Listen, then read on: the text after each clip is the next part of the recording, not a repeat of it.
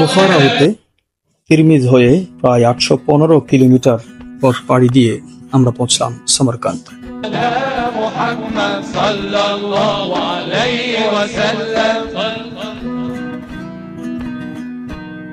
ای خواجه چرا از این جهان بیخبری، روزان و شبان در خیال سیم و زری.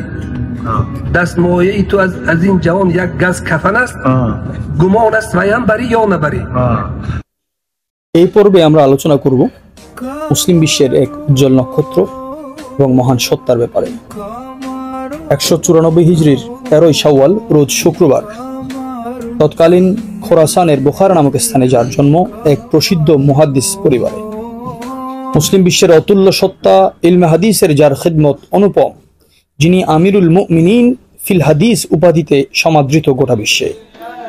যার জন্ম বুখারায়, নাম মুহাম্মদ, বাবার নাম ইসমাইল, মাতা হালিমা এবং দাদা ইব্রাহিম।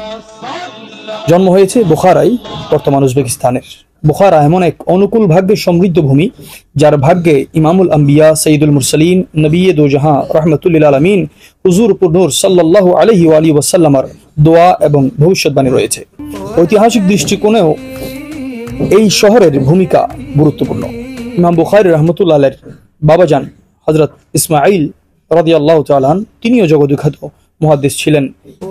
হযরত ইসমাইল রহমতুল্লাহ আলাইহি তিনি হানাফি মাযহাবের বিখ্যাত ইমাম আব্দুল্লাহ বিন মুবারক এবং সাইয়েদনা ইমাম মালিক রহমতুল্লাহ আলাইহি এবং ইমাম মুহাম্মদ রহমতুল্লাহ আলাইহির শাগির্দ ছিলেন।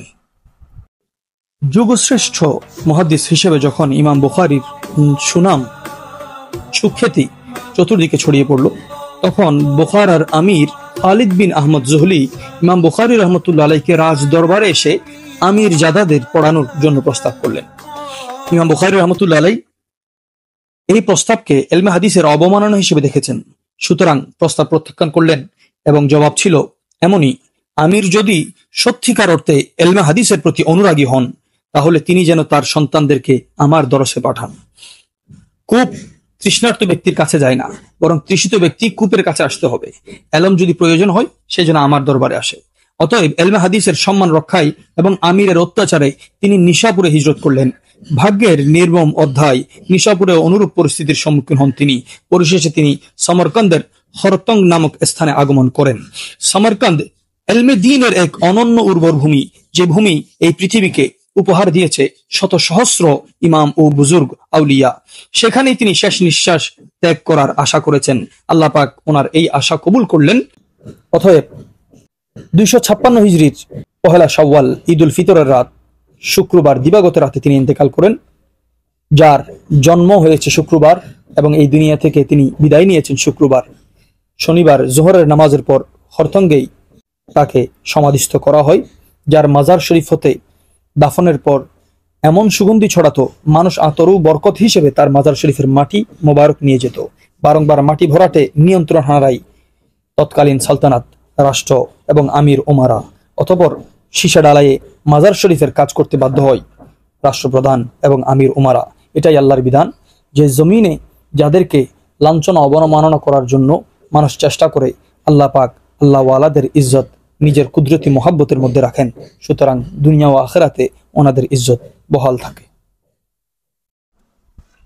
দেখতে পাচ্ছেন হযরত ইমাম বুখারী রহমতুল্লাহ আলাইহির মাজার শরীফ। বর্তমানে যারা জিয়ারতে যায়, তারা মাজারের উপরের তাঁবুতে জিয়ারত করে চলে আসে। আপনারা চিত্রে যেই অংশটি দেখতে পাচ্ছেন, এটি মূল মাজার শরীফ, যেখানে যাওয়া নিষিদ্ধ জনসাধারণের জন্য। গত 2 বছর যাবৎ মানুষ জিয়ারত করেছে প্রায় আধা কিলোমিটার দূর থেকে। আমাদের সৌভাগ্য হয়েছে আপনাদেরকে দেখানোর। এটি মূল মাজার শরীফ। সমরকান্দের অধিকাংশ মুহাদ্দিস, ফুকাহা, বুজুর্গানে দ্বীন সমরকান্দের মাটিতে শায়িত হওয়ার আশা ব্যক্ত করার পিছনে একটি রহস্য আমরা খুঁজে পাই, যে ইমাম হুসাইন রাদিয়াল্লাহু তাআলা আনহুর দুধ ভাই এবং হযরতে আব্দুল্লাহ ইবনে আব্বাস রাদিয়াল্লাহু তাআলা আনহুমার ভাই কুসুম বিন আব্বাস রাদিয়াল্লাহু তাআলা আনহুমা সমরকান্দে আছেন। ওনার মাজারের আশেপাশে জুড়ে যত বুজুর্গানে দ্বীন আছেন, মানুষ খুব হিসাব নিয়ে বড় বড় ওলিরা পর্যন্ত এই জমিনে দাফন হওয়ার জন্য আশা আল্লাহর দরবারে ফরিয়াদ করতেন যে যাতে কুসুম বিন আব্বাস যেখানে শুয়ে আছেন ওই জমিন যাতে আমাদের নসিব হয়। অতএব আল্লাহ তাআলা ইমাম বুখারী রাহমাতুল্লাহ আলাইহির দোয়া কবুল করলেন এবং তার নুরানি মরকদ মাজার শরীফের বরকতে এই সমরকন্দকে পুনরায় ইমাম বুখারী রাহমাতুল্লাহ আলাইহির মাধ্যমে আল্লাহ পাক আবাদ করেছেন।